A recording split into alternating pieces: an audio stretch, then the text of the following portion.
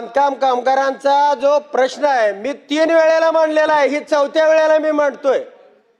8 महिने झाले त्याला नंबरच पडत नाही आणि जो बांधकाम कामगार आजारी आहे त्याला ऑपरेशन करावं लागतंय।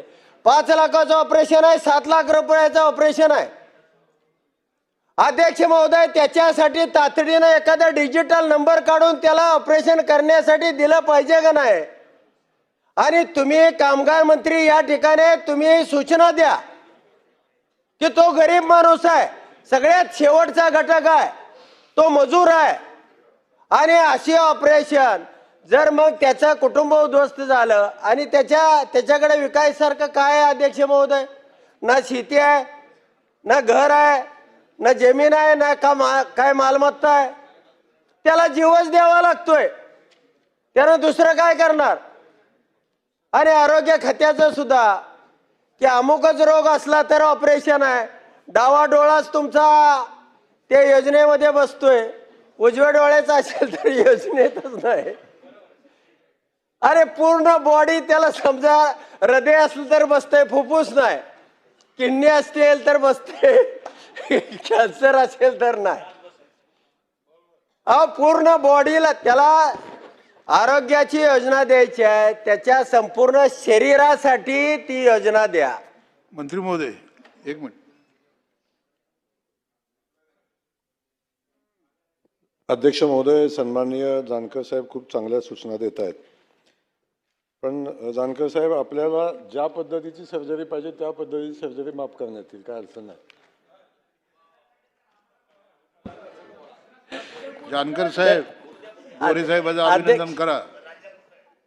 अध्यक्ष महोदय, गोरे साहेबांचं अभिनंदन करा। नाही, निश्चितपणानं गोरे साहेब जिल्ह्याचे पालकमंत्री आहेत आणि त्यांच्यावर माझी खूप श्रद्धा आहे।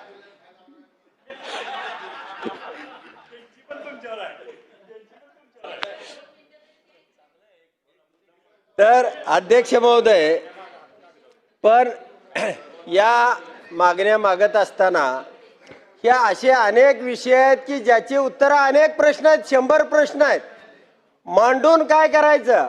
कुणी ना कुणी तरी यामध्ये पुढच्या अधिवेशनापर्यंत अध्यक्ष महोदय यामध्ये सुधारणा झाली पाहिजे।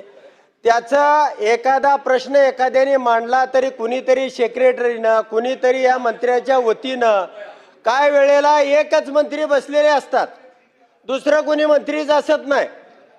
आणि म्हणून जे जिव्हाळ्याचे, जे तातडीचे, जे गरजेचे, किमान आम्ही विरोधक काय म्हणून राहू द्या, सत्ता पक्षातल्याही लोकांची तीच अवस्था आहे।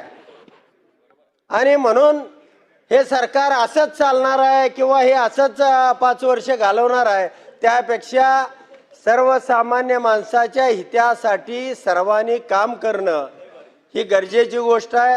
आणि म्हणून अध्यक्ष महोदय, मी प्रश्न मांडत नाही, जे प्रश्न आम्ही सगळ्या अधिवेशनामध्ये मांडले ते एकत्रित करावेत आणि यावरती काय करणार आहात त्याचं उत्तर सांगावं, एवढीच अपेक्षा करतो आणि या ठिकाणी थांबतो।